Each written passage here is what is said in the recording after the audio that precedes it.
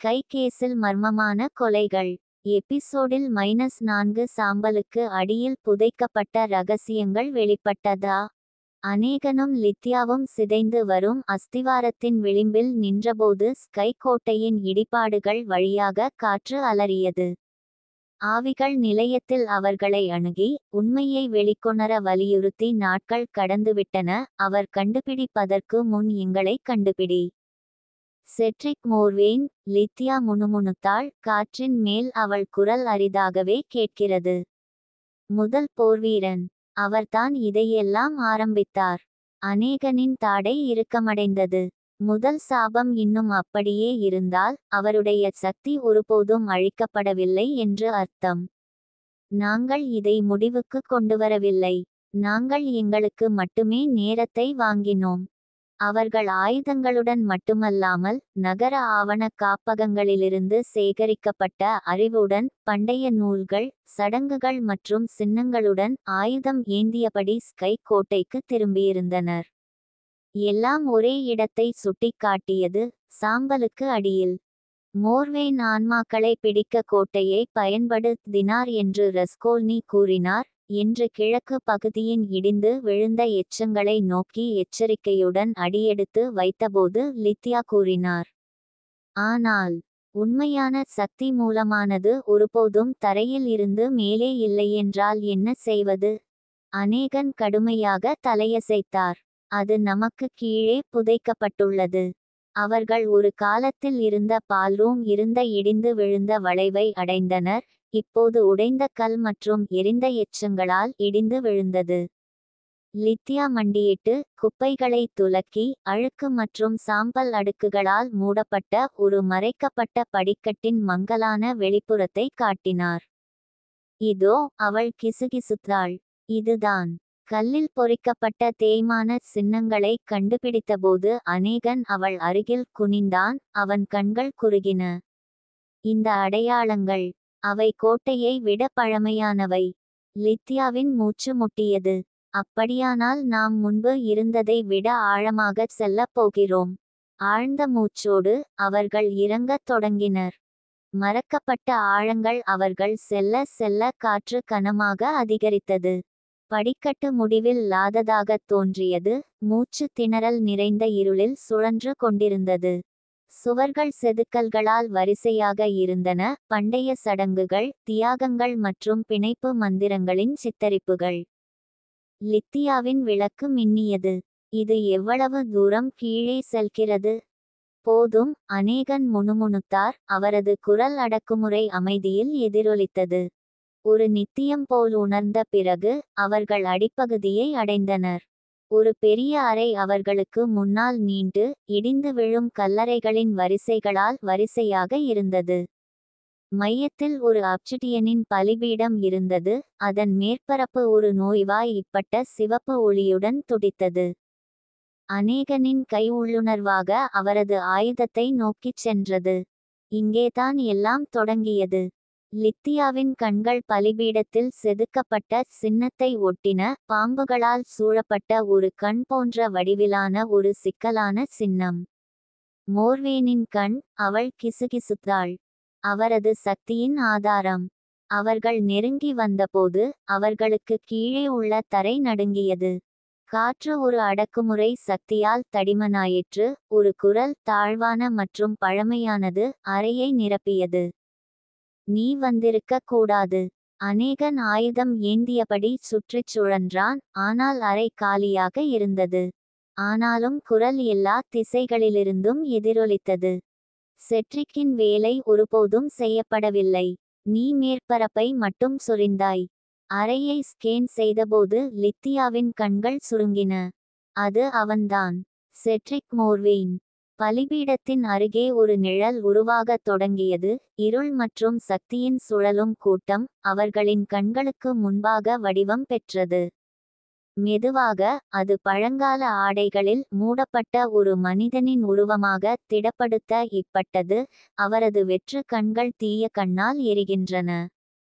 மேலே சிக்கிய ஆன்மாக்களை நீங்கள் விடுவித்துவிட்டீர்கள், செட்ரிக் கூறினார். அவரது குரல் இயற்கைக்கு மாறான முறையில் எதிரொலித்தது. ஆனால் இந்த ஆன்மாக்கள் இவை எனக்குச் சொந்தமானவை. அறையை வரிசையாக கொண்ட கல்லறைகள் நடுங்கின. ஒவ்வொன்றாக அவர்களின் இமைகள் திறந்து உள்ளே இருந்து மறக்கப்பட்டவர்கள் வெளிப்பட்டனர். செட்ரிக்கின் இருண்ட மந்திரத்தால் ஆன்மாக்கள் பிணைக்கப்பட்டிருந்த ஆவிகள். லித்யாவின் இதயம் படபடத்தது. அநேகன். நாங்கள் சூழப்பட்டுள்ளோம். அநேகன் தனது ஆயுதத்தை உயர்த்தினார். கண்கள் சுருங்கின. அப்படியானால் இதை இப்போது முடித்துக் கொள்கிறோம். இறுதி சடங்கு. லித்யா தனது பொதிக்குள் கையை நீட்டி அவர்கள் காப்பகங்களிலிருந்து மீட்டெடுத்த சடங்கு சுருளை வெளியே எடுத்தார். மோர்வேனின் கண்ணை நாம் அழித்துவிட்டால் மறக்கப்பட்டவர்கள் மீதான அவரது பிடியை உடைப்போம். ஆனால் செட்ரிக் சிரித்தார். அறை முழுவதும் எதிரொலிக்கும் ஒரு குளிர்ச்சியான ஒலி.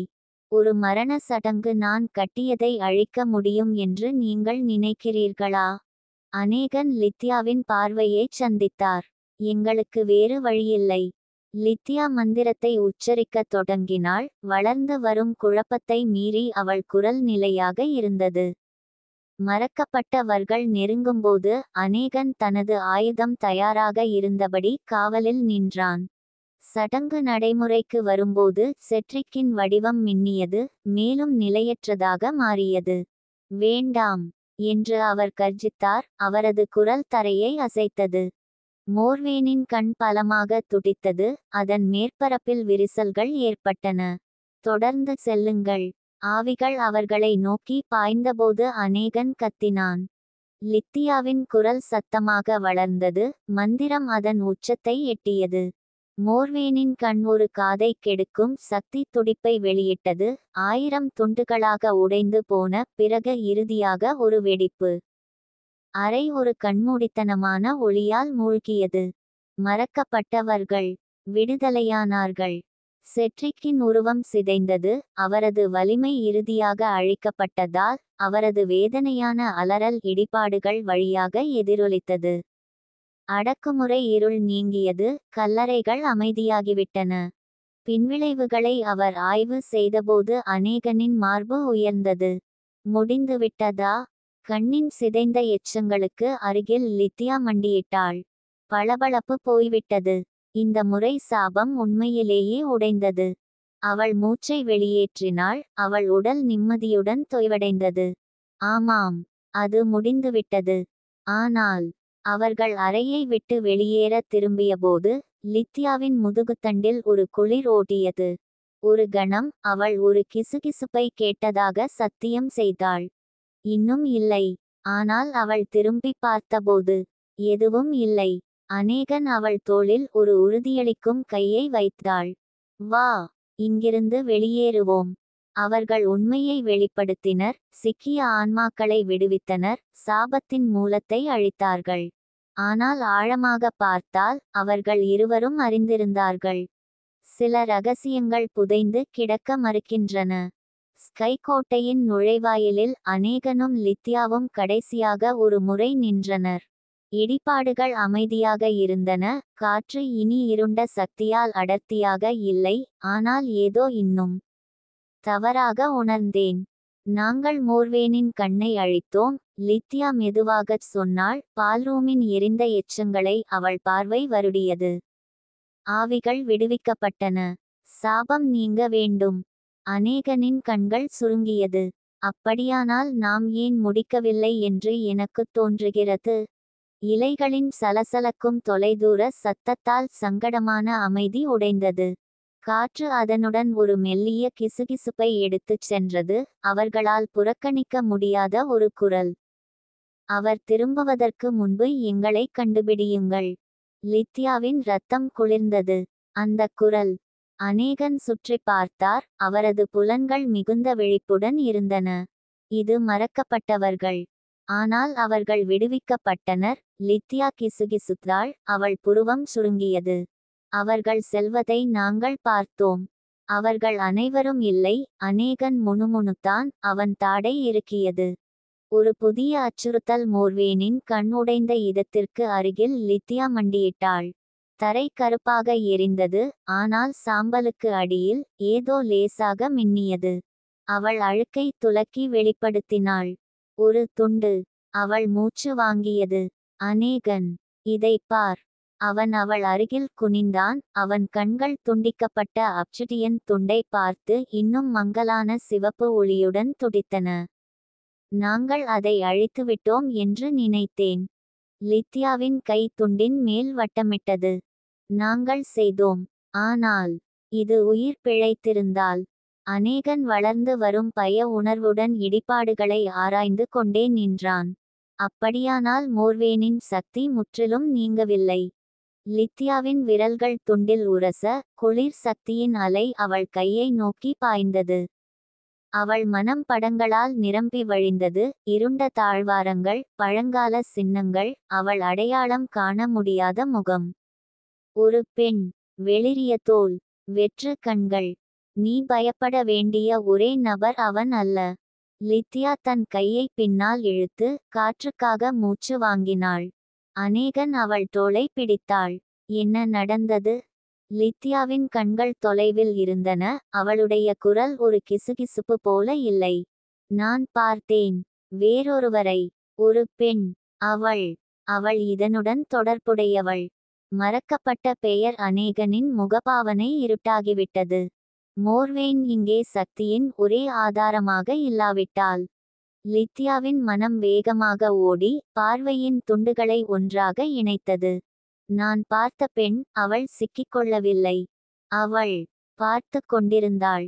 அநேகனின் தாடை இறுகியது. என்ன பார்க்கிறாய்? லித்யா கடுமையாக விழுங்கினாள். நாங்கள். அந்த துண்டு மீண்டும் துடித்தது. காற்றும் மேலே வந்தது. அதனுடன் அந்த பழக்கமான கிசுகிசுப்பை சுமந்து சென்றது. அவள் பெயர் ஐசோல்ட். லித்யாவின் கண்கள் அநேகனை நோக்கிச் சென்றன. ஐசோல்ட். அநேகனின் புருவம் சுருண்டது. நான் இதற்கு முன்பு அந்த பெயரை கேட்டதில்லை. லித்யாவின் குரல் ஒரு கிசுகிசுப்பை விட சற்று அதிகமாக இருந்தது. நானும் இல்லை.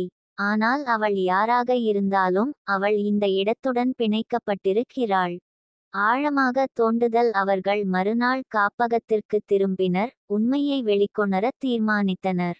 பண்டைய பதிவுகள் மற்றும் மறந்துபோன நூல்களை அவர்கள் தேடி, ஐசோல்ட் பற்றிய ஏதேனும் குறிப்பை தேடி மணிநேரங்கள் கடந்துவிட்டன. லித்யா ஆவணங்களின் பின்புறத்தில் மறைந்திருந்த ஒரு பழைய நாட்குறிப்பை கண்டுபிடிக்கும் வரை அவர்கள் இறுதியாக தங்கள் பதிலை கண்டுபிடித்தார்கள். ஐசோல்ட் மோர்வேன். லித்யா உரக்க படித்தாள். அவளுடைய குரல் நிலையானது ஆனால் குளிர்ச்சியானது. செட்ரிக் மோர்வேனின் மகள். அநேகனின் கண்கள் இருண்டு போயின. அவனுக்கு ஒரு மகள் இருந்தாளா? லித்யா பக்கங்களை புரட்டினாள். அவளுடைய துடிப்பு அதிகரித்தது. செட்ரிக்கின் மரணத்திற்கு பிறகு அவள் காணாமல் போனதாக பதிவுகள் கூறுகின்றன. யாரும் அவளை கண்டுபிடிக்கவில்லை. அநேகனின் முகபாவனை இருண்டதாக இருந்தது. ஏனென்றால் அவள் ஒருபோதும் வெளியேறவில்லை. லித்யாவின் விரல்கள் பத்திரிகையின் மங்கலான மையை கண்டறிந்தன. அவள் எப்போதும் இங்கேயே இருந்திருக்கிறாள். பார்த்து கொண்டிருக்கிறாள். காத்திருக்கிறாள். ஒரு புதிய தீமை விழித்தெழுகிறது. துண்டுகள் இடத்தில் விழுந்தவுடன் ஒரு சிலிர்க்க வைக்கும் உணர்தல் அவர்கள் மீது குடியேறியது. மோர்வேனின் மரணம் சாபத்தை முடிவுக்கு கொண்டுவரவில்லை. அது சக்தியை மட்டுமே மாற்றியிருந்தது. ஐசோல்டேவிடம். நாங்கள் பார்த்தது அவள்தான். லித்யா முணுமுணு இத்தாள். அவளுடைய குரல் ஒரு கிசுகிசுப்புக்கு மேல் இல்லை. மறக்கப்பட்டவர்களை வழிநடத்தி வருபவர் அவள்தான். அநேகனின் தாடை இறுகியது. அவள் இன்னும் இங்கே இருந்தாள். அவள் தன் தந்தையை விட ஆபத்தானவள். காப்பக ஜன்னலுக்கு வெளியே காற்று அலறிக் கொண்டிருந்தது. அதனுடன் ஒரு புதிய, குளிர்ச்சியான கிசுகிசுப்பை சுமந்து சென்றது. நீ என்னை கண்டுபிடித்தாய். லித்யாவின் கண்கள் அநேகனின் கண்களைச் சந்தித்தன. அவளுடைய முகபாவனை பயத்தால் நிறைந்தது. அவளுக்கு தெரியும். ஸ்கை கேஸில் மர்மமான கொலைகள். எபிசோடில் -5 தொடரும். ஸ்கை கேஸில் மர்மமான கொலைகள். எபிசோடில் -5 ஐசோல்ட்டின் இருண்ட கடந்த காலம் வெளிப்பட்டதா? காப்பகங்களுக்கு வெளியே காற்று சத்தமாக அலறிக் கொண்டிருந்தது. பழைய கண்ணாடி பலகைகளை அசைத்தது. அநேகனும் லித்யாவும் உறைந்து நின்றனர். அந்த குளிர்ச்சியான கிசுகிசுப்பு இன்னும் அவர்களின் மனதில் எதிரொலித்தது. நீ என்னை கண்டுபிடித்தாய். ஐசோல்ட் மோர்வேனின் இருப்பை வெளிப்படுத்திய பண்டைய நாட்குறிப்பில் லித்யாவின் பிடி இறுக்கப்பட்டது. மை மங்கிவிட்டது, ஆனால் செய்தி தெளிவாக இருந்தது. ஐசோல்ட் ஸ்கை கோட்டையை விட்டு வெளியேறவில்லை. இப்போது அவர்கள் அவளை தேடுகிறார்கள் என்பது அவளுக்கு தெரியும். நாம் திரும்பிச் செல்ல வேண்டும், அநேகன் தனது குரலில் தாழ்ந்த ஆனால் உறுதியுடன் கூறினார். ஐசோல்ட் இன்னும் இங்கே இருந்தால், இருளில் எஞ்சியிருப்பதை அவள்தான் கட்டுப்படுத்துகிறாள். லித்யாவின் கண்கள் நாட்குறிப்பின் இறுதி பதிவில் நிலைத்திருந்தன. அவள் தந்தையின் சக்தி முதலில் பூமியை தொட்ட வேர்களுக்கு கீழே காத்திருக்கிறாள். முக்காடு பலவீனமாக இருக்கும்போது அவள் எழுவாள். வேர்களுக்கு அடியில் லித்யா